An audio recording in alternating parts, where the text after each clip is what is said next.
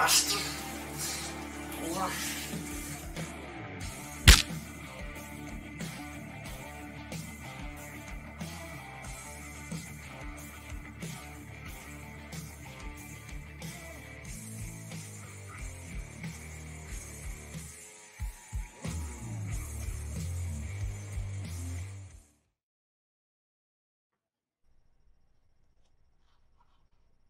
Le podcast animé par moi, Marco, et l'encyclopédie de la lutte au Québec, TG. Et oui, c'est le Mary Lee Rose Day today. She's back. Ça. Allô. Bonjour. Il y a comme 2 quarts sur YouTube quand on regarde. Il fallait la première fois que tu dises, il fallait que tu dises ça, hein? Évidemment. Ouais, moi, je te l'ai dit. Et voilà, elle va chatouiller. Poke. Parfait, c'est fait. Bon, à cette heure que vous l'avez tout vu, on peut passer à autre chose. Mais, écoute, faut que ça avance, ce podcast-là. Faut que ça avance. Exact. S'excelle. Puis en plus, DJ, tu fais non, mais le fait que ça soit moi qui le dise, ça passe bien. Parce qu'on se dit tout le temps, lui, il va parler, on s'en fout un peu. Fait que, tu sais, c'est correct. T'es blanchi, t'as pas rapport là-dedans. Tout le monde dit ça. Qui dit ça?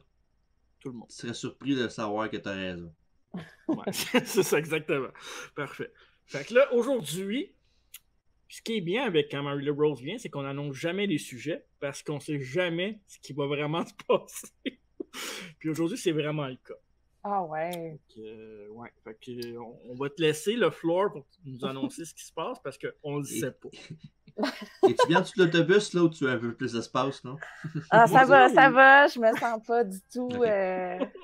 En tout cas, je vais m'en souvenir. Non, mais sincèrement, j'ai beaucoup d'idées de sujets.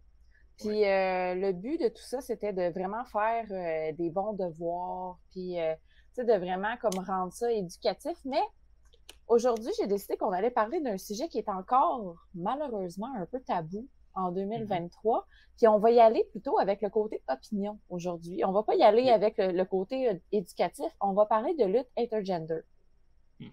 OK? Ça devient de plus en plus populaire. On en voit de plus en plus. Mais moi, c'est vraiment vos opinions. Puis anecdotes. Qu'est-ce que... Tu sais, je veux savoir ce que vous en pensez vraiment. Puis je veux savoir ce que les gens qui écoutent le podcast en pensent vraiment aussi. Toujours en restant respectueux, s'il vous plaît. Ouais, exact. Fuck. Ouais. Ouais, mais c'est ça, toujours en restant respectueux, mais quand même parler d'un sujet qui peut amener des désaccords. Donc, ma première question pour vous, ce serait, d'après vous, en fait, qu'est-ce que vous en pensez? On va y aller vraiment avec la question large, là. Okay. Tu sais, c'est comme pour ou contre le intergender. OK. TJ, tu vas savoir moi ou tu veux... Moi, personnellement, ça me dérange pas les combats intergender, mais en même temps, moi, je trouve que c'est une question de... Si les deux personnes sont consentantes puis veulent le faire, le combat intergender, nous autres, moi, je suis pas personne pour ça. Moi, ça me dérange pas de regarder, c'est sûr que des fois, il y a des cas extrêmes comme des combats super hardcore, là, j'ai pas le goût de voir un gars slicer une fille avec un néon ouvert dans la face non plus, là. Non, mais il y en a, ça existe, ça. Moi, je te dirais que j'ai pas le goût de voir personne se faire slicer avec un néon. Mais deux hommes consentants, ça me dérange moins, là, ils savent ce qu'ils font. Là. That's what she said. Ouais, c'est ça. That's what he said? He said. Moi, puis les verbes en anglais. Ouais. Puis non, ça me dérange. Moi, ça me dérange pas. Ça me dérange pas les intergender matchs. C'est sûr que oui, des fois, il y a des scènes malaisantes, là. Mais en général, là, je suis pas contre. Là. Tant que les deux personnes sont à l'aise à le faire puis que ça donne un bon résultat à la fin, faites ce que vous voulez. OK. Moi, ça me dérange pas non plus, mais il y a toujours un mais, parce que moi, j'aime ça brasser de la merde. Mais j'aime pas quand un match intergender est fait juste pour vendre le fait que les femmes sont puissantes, fortes, puis il faut les mettre de l'avant. Il faut que ça soit fait. Tu sais, je veux dire, si ta femme... Je vais prendre l'exemple super facile de Lou Farrell à la NSPW. Lou Farrell, dans le ring, peut quasiment rivaliser avec n'importe quel gars à la NSPW. Puis là, je vais en parenthèse n'importe quel gars. Si Lou Farrell bat facilement Matt Falco, pour moi, ça fait aucun sens. Pas parce que Lou Farrell n'est pas capable de lutter avec Matt Falco. C'est que Matt Falco, à grosseur et à grandeur qu'il a, s'il veut Lou Farrell, d'après moi, il la met à terre assez rapidement. Tu sais, parce qu'on ne va pas se mentir, l'anatomie masculine est toujours faite plus fort que l'anatomie féminine. C'est pour ça. Mais, par contre, dans un match de lutte on s'entend que c'est arrangé, puis que les qualités athlétiques sont similaires, ou parfois les filles sont meilleures que les gars facilement, ben, j'ai aucun problème pour. Mais tu sais, ce qui est bizarre avec ça, puis je sais pas si vous êtes d'accord, c'est qu'avant, tu avais une fille comme Chyna qui était plus forte que pas mal d'hommes dans le roster de WWE. On avait des matchs intergender avec Chyna. Puis là, aujourd'hui, on dirait qu'on a fait un pas en arrière que Rhea Ripley, qui est à peu près dans le même moule que Chyna, elle ne peut pas se faire frapper par un gars. Pourquoi, tu sais? Fait que je trouve que ça fait pas de sens là-dessus. Ben ça, c'est pour le côté plus PG, la WWE en tant que tel. C'est que ça les arrange moins à ça de le faire. Puis Chyna, on dit que Chyna aussi, c'est comme ça, mais au début, là, les gars, ils n'aimaient pas ça se faire pogner par Chyna. Là. Les gars qui se faisaient avoir des body slams par Chyna, ils n'aimaient pas ça là, au début. Là. Ça y a pris vraiment l'ego, puis le fait que, surtout en 1997, quand ça a commencé, les femmes, c'était pas vu pour casser un gars. C'était la pire époque. Puis Chyna, le monde n'aimait pas ça backstage, ça grognait les hommes. Là, je vois qu'elle me touche, si je vais d'un cave, je vais aller d'un faible, d'un pissou. Fait que non, Chyna, c'est le meilleur exemple pour ça. Mais Ripley aussi, mais ça, comme je te dis, moi je pense que c'est plus une question de côté PG qui, avant, ça arrivait à WWE, des affaires comme ça. Genre, même année, il y avait un combat, c'était Trish Pilita contre Christian plus Jericho, puis c'était ça le but du match, que les filles avaient mangé une volée des hommes, puis vice-versa. Mais sinon, en général, je pense que c'est plus le côté PG de la WWE qui fait en sorte que ça n'arrive pas. Très possible. Mais le côté PG, par contre, moi je trouve que c'est un peu hypocrite parce que, tu sais, donner un coup de chaise ou étamper la face de quelqu'un dans une cage versus frapper une femme et que la femme réplique. Tu sais, je comprends que l'image de frapper une femme là-dedans, mais tu sais, je veux dire, si la femme fait un sport de combat, c'est parce qu'elle veut faire des combats, elle veut pas passer le balai. Je veux dire. C'est comme le football ici qui va se faire frapper, tu sais, ça vient avec le territoire. Là. Ouais, c'est ça, exact. Ouais, exact. Mais dans le fond, ce que vous dites les deux, c'est vraiment que c'est une question de psychologie, finalement. Ouais. C'est vraiment parce que, moi, je suis 100% d'accord. Qui serais-je pour dire que je suis contre? Vous m'entendez? Par contre, il y a des matchs intergender que j'aime pas regarder. Justement, le syndrome de la superwoman, un peu, moi, ça c'est quelque chose que personnellement, j'aime pas. Du haut de, même, mettons, moi, du haut de mes 5 pieds 1, puis mon 1 est important, là. Du haut de mes 5 pieds 1, j'arrive devant un Matt Falco ou j'arrive devant un Zach Patterson, name tous les plus grands là, qu'il y a dans la business. C'est sûr que ma stratégie de match va pas être la même que si j'arrive contre Kevin Gray, qui est à peu près la même grandeur que moi et tout. Il faut quand même y aller. C'est vraiment une question de psychologie. Puis oui, l'anatomie masculine est automatiquement plus fort. Puis ça, faut le savoir. Puis c'est la raison pour laquelle on m'a toujours dit que c'est un gars de punch dans le ring. Un punch, là. Ouais. Tu le vends comme si tu avais plus. Ben oui. Moi, je resterai pas debout si je lutte mettons, je lutte contre Whit Hogan, il me sac un punch. Dans la vraie vie, ce gars-là me frappe, je tombe à terre, là. C'est sûr. Je suis probablement knocké. Fait que je pense que ça prend juste une certaine dose. Il faut bien balancer le côté réaliste qu'on essaie de donner à la lutte depuis quelques années, surtout vu qu'on est quand même en compétition avec des sports comme le MMA, finalement. Mais il faut aussi, oui, je parlais du syndrome de Wonder Woman, qu'on se pense un petit peu trop forte des fois, qu'on l'est en réalité.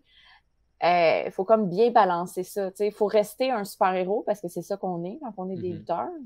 On est des super-héros, on est sais, si Black Widow, dans un film, est capable de sacrer des volets à 8 gars, je vois pas pourquoi que moi, en tant que personnage, en tant que super-héros, dans la réalité, je pourrais pas le faire, tu sais.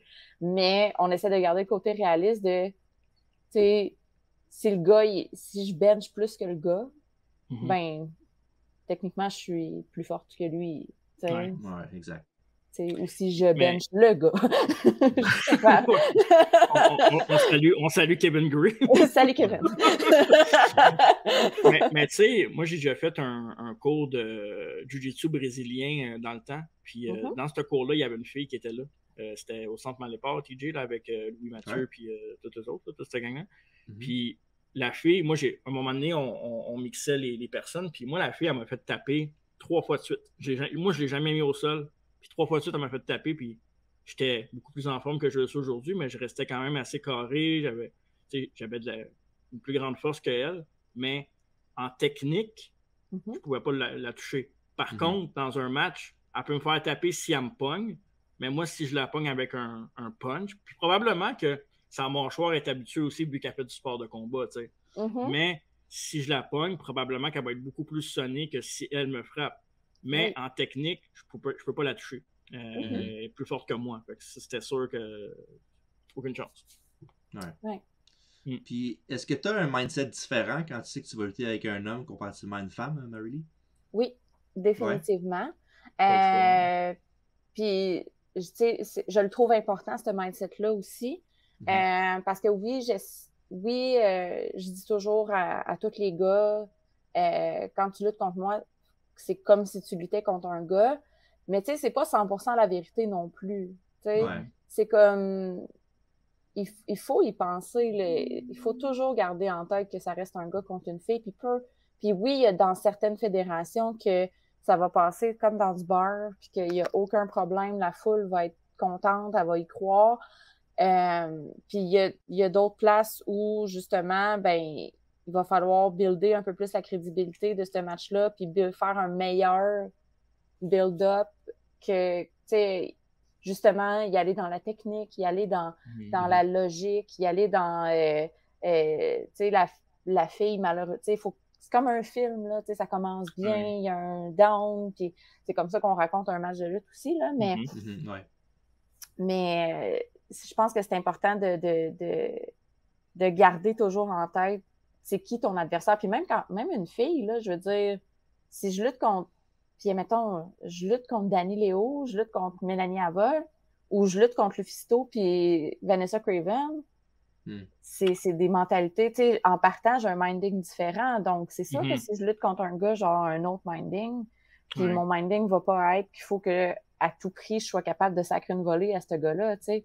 Demain matin, je lutte contre Mathieu Saint-Jacques. Excusez-moi, mais dans la vraie vie, Mathieu Saint-Jacques, il n'y a pas grand-chose à faire pour me faire taper, là, genre, et d'après moi, tu sais, le match ne dure pas 2 secondes, là, si on rend ça réaliste, là, mais justement, il va falloir que j'y aille d'une autre façon, tu sais. Donc, oui, définitivement, mon minding est différent, puis ça, c'est peu importe. En fait, j'y vais toujours selon le casting que la personne que j'affronte, là, tu sais, c'est important, là. Puis, tu sais, une fille comme Lufisto qui est habituée à avoir de la douleur parce qu'elle a fait 1000 matchs hardcore, c'est normal qu'elle soit plus résistante puis qu'elle soit peut-être capable de kicker out d'un ou deux finishes parce que, justement, je trouve que l'histoire du personnage devrait toujours rentrer en ligne de compte, même si tu luttes pas dans des fédérations. Tu sais, je sais que plusieurs fédérations ont leur caractère, même si c'est les mêmes personnes. Tu sais, mettons, mon oncle Saint-Jacques à Battle War, comme exemple, tu sais, il est différent, mais il faudrait toujours prendre en ligne de compte que la fille, elle a, mettons, 20 ans de carrière dans le hardcore. Fait c'est sûr qu'elle serait plus difficile à battre, selon moi. Puis elle n'est pas nécessairement obligée d'avoir une chaise ou un kendo stick pour battre un gars comme Zach Patterson ou Matt Falco.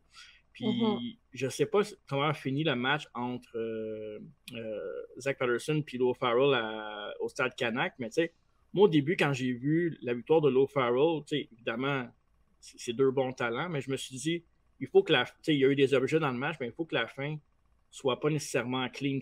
Il faut qu'elle ait utilisé quelque chose pour la rendre plus forte parce que, tu sais, veut pas. Oui, elle a plus d'expérience que Zach, Mais Zach, s'il y a pogne, c'est terminé. Là, ben oui, clairement. Mais je pense qu'il y a eu des objets dans ce match-là. Ouais, c'est ça. Qui ont été ça fait plus de sens. Clean, j'aurais trouvé ça un peu tiré par les cheveux. Ouais. Ben, tu dis que tu avais regardé le match Jody Threat contre Zach Patterson. C'est un autre exemple de ça aussi. C'est vrai, t'as raison. Ce qu'on parle là. Tu avais dit que tu avais beaucoup aimé ça à cause que c'était believable, tu sais, puis que Jody Threat, c'est pas une, excuse-moi l'expression, c'est pas une fifille, là, tu sais, elle a du torque, puis c'est ça. Mais, tu sais, Masha Slamovich, c'est d'autres personnes comme ça aussi, là. Il y en a beaucoup d'exemples de femmes comme ça, là, qui sont quasiment aussi fortes que les hommes, sinon plus, là, fait que ils chôment pas là-dessus, mettons. Oui, tout à fait. Puis, tu sais, je sais pas ce que t'en penses, là, parce que tu parlais de cinéma un peu tantôt, Marie-Lee, mais, tu sais, exemple, il y a beaucoup de rumeurs là, qui disaient comme quoi ils veulent faire un James Bond, soit un James Bond noir, que ça c'est correct. Je trouve que ça se défend bien. Puis là, il y a le James Bond féminin. Puis là, moi, j'embarque là-dedans, puis je me dis, écoute, tu peux créer 1000 histoires dans ta vie. Il y a plein de caractères que tu peux mettre une fille au overpower, mais James Bond, pour vrai, moi, je pense pas que tu peux aller là.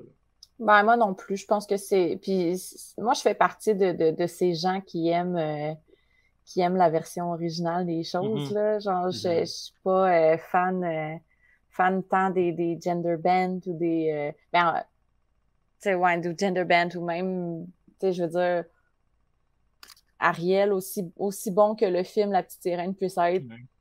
She's not my Ariel, OK? Mais c'est un peu le même principe avec James Bond. Je pense que il y a déjà Charlie's Angel, qui est un peu comme une version, une version un peu féminine de James Bond, puis qu'on peut, j'accepterais pas qu'il y ait dans les Charlie's Angel non plus, là, ça serait pas... Fait que non, je pense que c'est pas nécessaire. C'est vraiment pas nécessaire. C'est ça. Ben, c'est parce qu'à un moment donné, ça devient que tu veux mettre des personnes dans des rôles juste pour bien paraître. Oui, exact. C'est plus la bonne affaire à faire. Là. Si pas vraiment mérite non plus. Là. Ouais, c'est ça. Ouais. Moi, selon moi, peu importe le genre, si la personne est meilleure puis c'est une fille, ben, elle go over, là, c'est tout. Tout à fait. Puis encore une fois, c'est une question de, OK, peut-être que dans un vrai combat de rue, Lou Farrell contre Zach Patterson, ça fait aucun sens, mais dans un aspect lutte, Lou Farrell est beaucoup plus rapide sur ses pieds que Zach Patterson peut être, beaucoup plus agile, peut-être plus technical, justement, peut-être qu'il est capable de le faire taper, justement, peut-être que... Donc, je pense qu'il faut prendre toujours ça en considération. C'est quoi les habiletés de la personne? C'est quoi ses forces à cette personne-là? Puis il y a des filles qui sont des hard hitters. Puis mettons, moi, je me considère comme une hard hitter. Je suis pas une high flyer, mais genre loin de là. Mais je considère que pour une fille, j'ai quand même un bon forearm. Puis j'ai déjà fait mettre un genou à terre à Michael Styles sans faire exprès. Ouais, mais là, t'as pas pris le meilleur exemple, là. Michael Styles. Come on. Là, come on. Mais ouais. Salut, Mike. Ouais, c'est ça. Mais ouais, c'est ça. Je me considère comme hard hitter, mais j'essaie d'y aller dans mes forces à moi quand que je lutte contre quelqu'un de plus gros que moi. C'est pas... Puis tu sais, il y a l'optique aussi que c'est facile, là, mettons un Zach Patterson contre Lou Farrell, que Zach Patterson, tu sais, voyant son physique, puis le physique de Lou Farrell, puis que c'est pas le même genre, tu sais, il va dire, ben moi, c'est un flou, ça, je vais la battre en 2 secondes de même, puis il peut se faire la sous-estimer. Exactement, puis ça, c'est l'autre aspect qui peut rentrer dans le match, autre que le fait qu'il est plus gros qu'elle, tu sais. Tout à fait. Puis ça, il faut qu'il le fasse parce que, je veux dire, on s'entend que, oui, on a évolué en tant que société, mais on se mentira pas, 80-85% des hommes pensent qu'ils sont meilleurs que les femmes. C'est comme ça. Là. On pourrait dire n'importe quoi pour bien paraître. Là. Un homme va arriver devant une femme, va toujours faire « Mais voyons donc. La petite cocotte. » Tosse-toi à titre, on va voir comment ça marche. Exact. Ça, c'est comme ça. Ça a été fait comme ça. Ça va être long avant que ça change. Là, vraiment long. Si ça change. Si ça change. Fait que ça, faut que tu aies toujours avec cette psychologie-là aussi. Le gars va penser comme ça. Fait que la fille, elle va être plus smart. Ça, c'est sûr, en partant. C'est supposé être plus smart.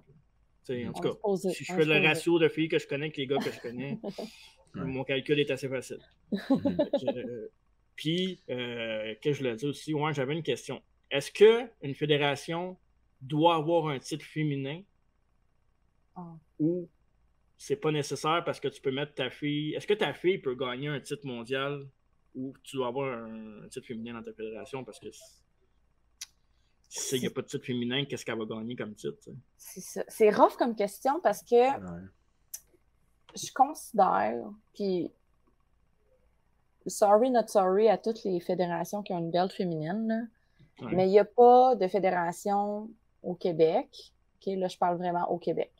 Il n'y a pas de fédération qui a une division féminine assez grande pour que ça vale la peine qu'il y ait une belt féminine. C'est comme ça peut pas toujours être les 3 mêmes personnes qui gagnent la belt. Tu sais, on fait le tour vite. Fait que, tu sais, peut-être la IWS, ils commencent à avoir de quoi de correct, là, tu sais, en termes de nombre, là, qui se build. Mais même là, eux, ils font, tu sais, mettons, Kristara, elle a gagné des belts par équipe. Donc, pourquoi... Elle les a déjà perdues en plus. Oui, mais mon point est plus... Sûr. Oui, mais mon point est plus que si on peut aller de ce côté-là, si les filles ont accès au titre masculin, c'est pas nécessaire. C'est plus nécessaire qu'il y ait une belt féminine. On peut juste envoyer les filles dans tous les matchs tant qu'à ça, tu sais. Donc, puis tu sais, déjà, mettons, Lufisto, elle lutte contre des hommes là-bas, Craven, elle lutte contre des hommes. Fait qu'il y a juste une petite part des filles de la fédération qui s'affrontent pour cette ceinture-là. Donc, tu sais, oui, en nombre, il commence à augmenter, mais même partout ailleurs, puis tu sais, ça, c'est mon opinion depuis vraiment, vraiment longtemps, là, les belts féminines au Québec, ça sert à rien, là. Tu sais, il y en a une qui sert à quelque chose, puis c'est celle de Femme Fatale. Puis, tu sais, c'est comme... Puis en ce moment, c'est même pas une Québécoise qui l'a, puis ça, c'est bien correct, là, c'est un autre sujet. Femme Fatale, c'est pas c'est pour mettre en valeur les femmes, en général, mais... ouais, fait que non, je crois pas, mais excuse-moi. Non. Mais pour poursuivre, mettons, sur la question, est-ce que, vu qu'il n'y a pas de belt féminine, est-ce qu'on peut donner un titre, tu sais, le gros titre à une fille? Ben... Ça peut être long pour certaines filles, là. Oui, puis, tu sais, dans un sens, ça va de soi, parce que si tu décides de les inclure dans des combats contre des gars, ça veut dire qu'automatiquement, ils sont éligibles au titre. Mais à quel point qu'il faut que l'histoire soit bien racontée, c'est quand même important. Puis, on n'arrête pas de revenir à ça, là, mais Lou à Québec, elle a bien été gagnée, sa belt. Je veux dire, tout s'est bien fait avec une psychologie. La fille, elle s'est fait démolir là, dans des matchs, là, ça n'a même pas de bon sens comment elle s'est fait démolir, elle se relève, c'est ça c'est le personnage, là, elle se relève toujours. Never give up. Never give up, exactement. Puis je pense qu'il faut juste que ça soit vraiment, vraiment bien fait, bien raconté. Tu sais, mettons, je pense à justement, tu sais, je suis actuellement championne de la BCW en équipe avec Angie Style, mon Dieu! Oh mon Dieu, je m'excuse, Angie. On coupera pas au montage, certain. Ça sent le break-up. Ben non. Mais non, je suis juste fatiguée. Mais c'est ça. Je suis en équipe avec elle. Actuellement, on est championne. On était championne à la NWC aussi également. Puis de la façon que ça s'est fait à la NWC, tu sais, je veux dire, ça a été un cash-in. Ça a été un cash-in avec mon Money in the Bank que j'ai gagné juste avant la pandémie. Tu sais, tout a fait du sens. J'ai pas arrivé dans un match contre un géant puis j'ai juste gagné ça clean là. Tu sais, tout s'est bien fait. Dans le match à la BCW, il y avait un manager dans l'autre équipe, donc c'est sûr que ça l'a un petit peu peut-être faciliter la tâche là, pour remporter le combat, mais quand même, on a affronté plusieurs équipes, puis je pense que à chaque fois, on réussit à amener une psychologie quand même assez bonne selon les adversaires qu'on a, mais je pense que oui, les filles peuvent avoir accès à ça, il faut juste que ça soit bien fait. C'est pas impossible. Okay. Y a-tu peut-être pas un match, mais un spot que tu as vu dans un combat intergender que tu trouves un peu trop déplacé, que tu n'aurais pas fait, ou y a-tu quelque chose qui te vient en tête quand on parle de match intergender que tu as vu dans le passé? Sincèrement, il y a un match que moi, personnellement, j'ai détesté intergender, OK? Puis la fédération qui l'a organisé est au courant, les lutteurs qui sont dans le match sont au courant. C'était un match à la LDDC, c'était Sally contre Sexy Eddie. Okay? Ah, ok, ouais. Je vois le genre. Malaisant.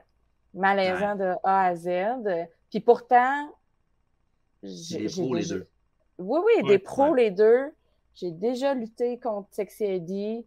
Oui, il y a des petits spots coquins, mais je veux dire, ça se place, tout était correct. Là, on a littéralement assisté à 9 minutes de malaise. Là.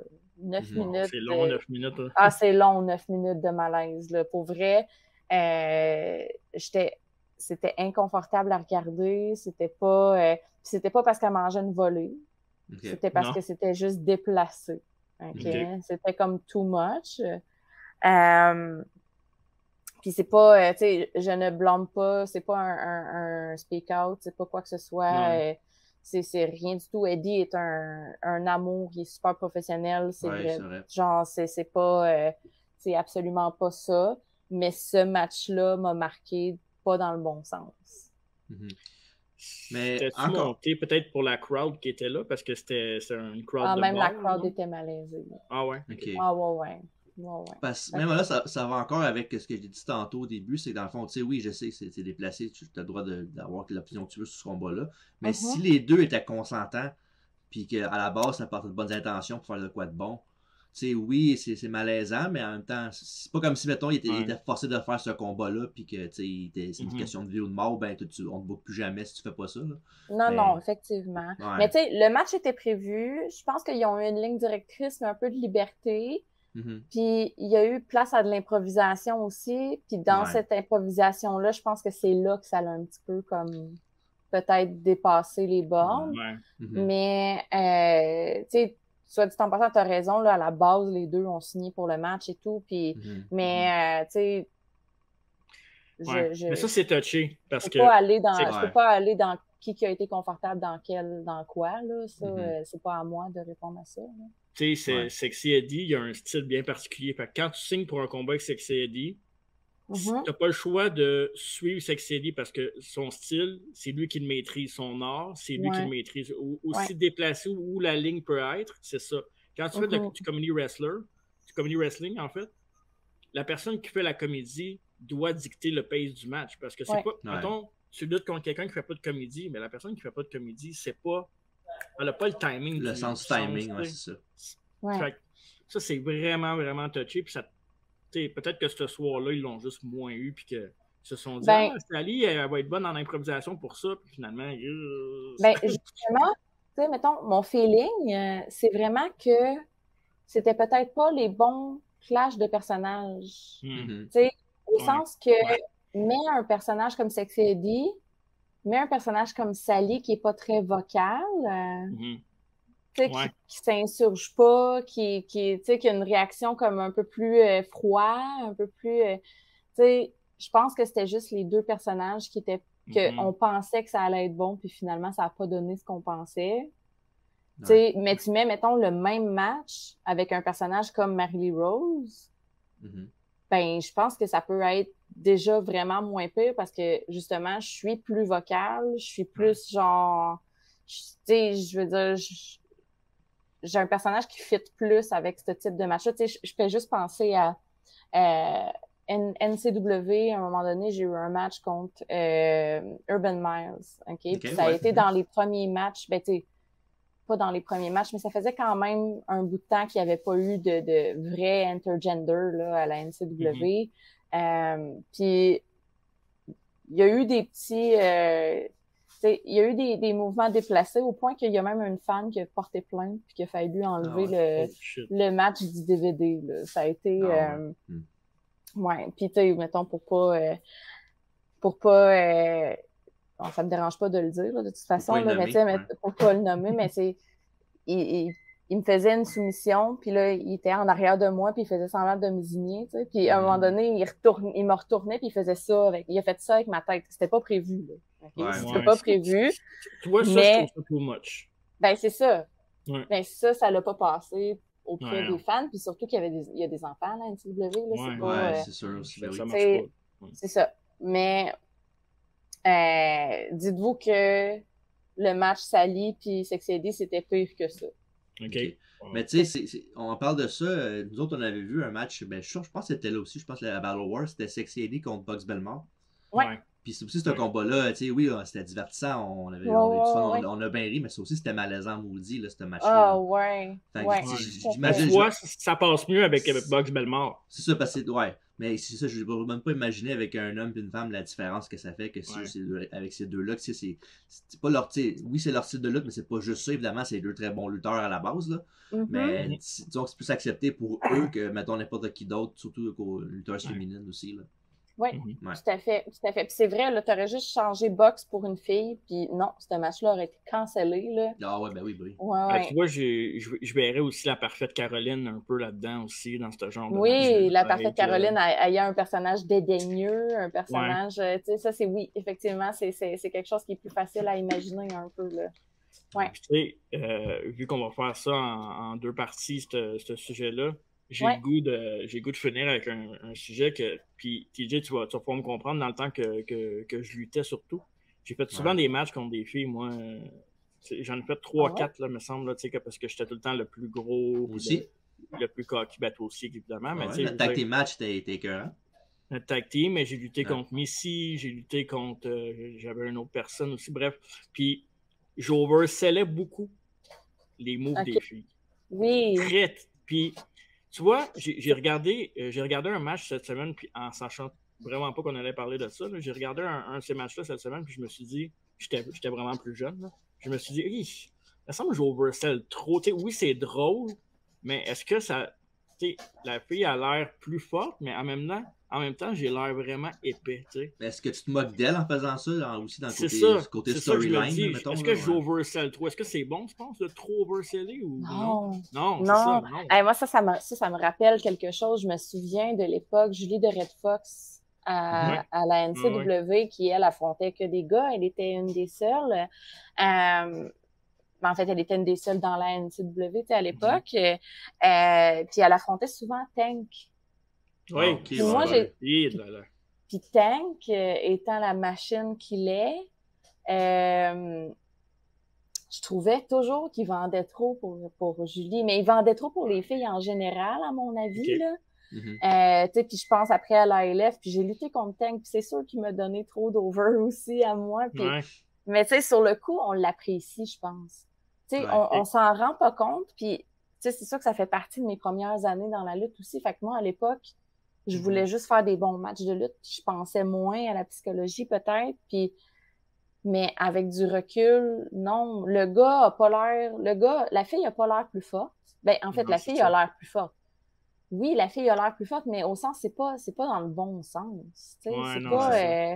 C'est comme ça fait aucun sens que je sois capable de faire bumper n'importe quelle personne plus large que moi au premier tackle, la première clothesline, la première tu sais, je veux dire, on a gagné à un moment donné, on affrontait NG et moi, on affrontait Dom Kruger puis Spike à la NWC. Tu sais, je veux dire, deux gros bonhommes, là, je me suis fait ramasser là, dans ce match-là, là, genre brasser pas mal. Là. Puis, tu sais, à la fin, il a fallu, tu sais, oui, le personnage il triche tout le temps, mais je veux dire, pour le faire bumper, Spike, il a fallu que NG elle se mette à quatre pattes en arrière de lui, puis que je saute dessus de la 2 en crossbody. Là, OK, on a quelque chose qui se tient. Les deux, on n'est pas des formats mini non plus, NG puis moi, là. On est quand même... donc, tu sais, ça fait du sens. Mais mettons, tu aurais fait la même situation Avec, je veux dire, même avec quelqu'un en arrière des genoux, là, Mélanie Havoc, elle saute sur Spike. Excuse-moi, mais il bombe pas, là. Il y a des chances que Spike tombe sur la personne qui est à 4 pattes puis que l'autre se pète le pouce. C'est ça. Exactement. Fait que je pense que trop vendre, ça fait pas mieux paraître. Ça fait pas bien paraître personne, en fait. Là. Les deux, en fait, c'est ça. Les deux ont l'air ridicules un peu là-dedans. Exact. Mais ouais, ça, c'est ça. Dans un format un peu moins contrôlé avec nos niaiseries du temps, je me souviens que c'était bien drôle et tout. Mais je regarde ça aujourd'hui avec un œil peut-être plus vieux, puis je suis comme, ouais, mettons, j'aurais lutté pour une Fed, puis je suis pas sûr que j'ai fait ma job. Mais ça, c'est bon. Au moins j'ai appris, mais en même temps aussi, on avait pratiqué le match beaucoup là, avant de le faire. Là. Ouais, mais ce match-là, c'était contre 2 personnes qui luttaient pas. Fait que je peux comprendre qu'on voulait leur donner de l'over. C'était ma blonde, en plus, qui est ma blonde présentement, que on l'avait juste embarqué dans une storyline, puis il fallait qu'elle fasse le match. À un moment donné, on n'avait plus le choix. On était pognés là. Puis, écoute, elle me faisait des bulldogs. Elle n'avait jamais lutté, là, mais ça a super bien sorti, mais on a pratiqué beaucoup. Là. J'imagine. Puis ça a vraiment bien sorti, puis elle déteste la lutte, là, pour vrai, les bombes. On faisait des pratiques de bombes, elle perdait son souffle, puis même encore aujourd'hui, elle me dit, je détestais tellement ça, bumper puis perdre mon souffle, mais tu sais, parce qu'elle soufflait pas son air, des trucs de base, là, mais non, c'était cool pour ce que c'était à l'époque, mais tu vois, aujourd'hui, je regarde ça, puis je suis comme, oui, le match est bon, mais il y a des affaires que je ferais différemment, évidemment. Ça, c'est normal. Là, je veux dire, c'est bien rare que tu regardes un match et tu fais comme de A à Z, rien changé du tout. C'est impossible. Ben oui. Non, il n'y en a pas de perfection dans les matchs.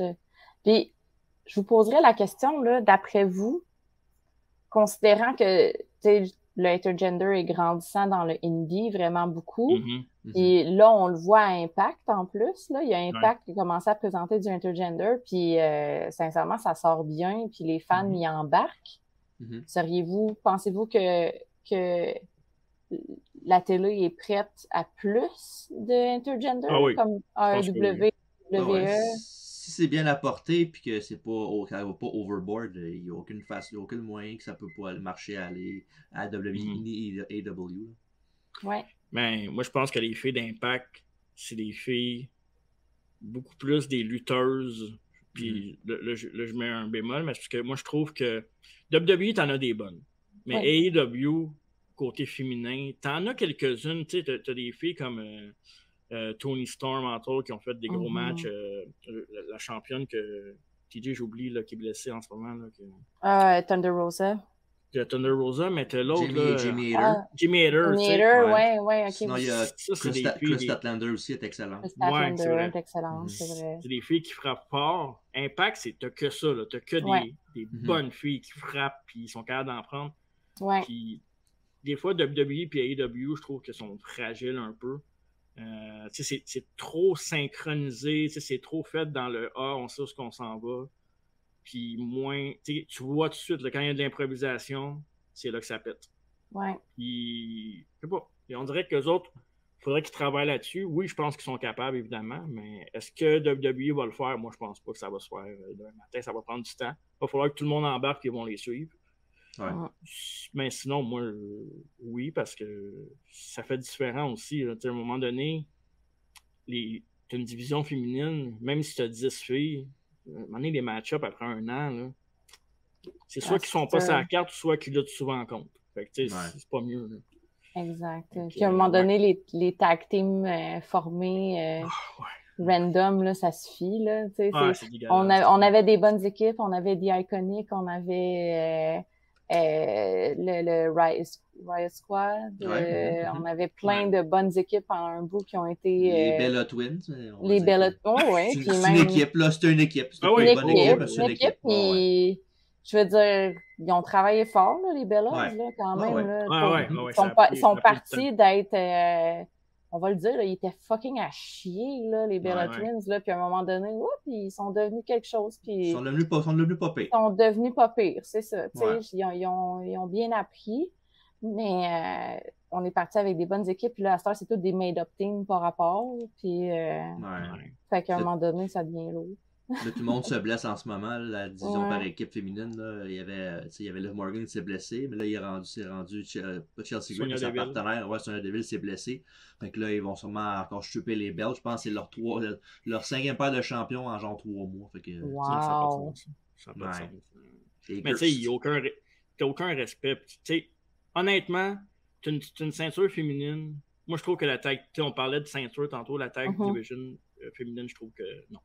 Parce qu'à Noël, tu ne sais pas comment les utiliser. Mais ça, c'est un move de PR. C'est juste pour ça que les tag teams sont là. Ils ont fait ça justement juste pour ça, parce qu'il y a des lutteurs backstage qui, peut-être pas chialés, c'est peut-être un peu fort comme moi, mais qui ça devait chialer. Ouais, ça serait peut-être le fun d'avoir cette par équipe, nous autres aussi. Puis là, ils l'ont donné, puis ça a été bon pendant peut-être 5-6 mois. Puis après ça, depuis ce temps-là, c'est en même temps un peu comme les tag teams normales, juste d'hommes. Là. Ça aussi, ça manque beaucoup de lustre, surtout à WWE. Là. Et WWE, c'est un peu plus mieux là-dessus, côté tag team. Là. Ouais. Mais non, tu sais, je sais pas, c'est quelque chose qui manque un peu de lustre un peu. Là.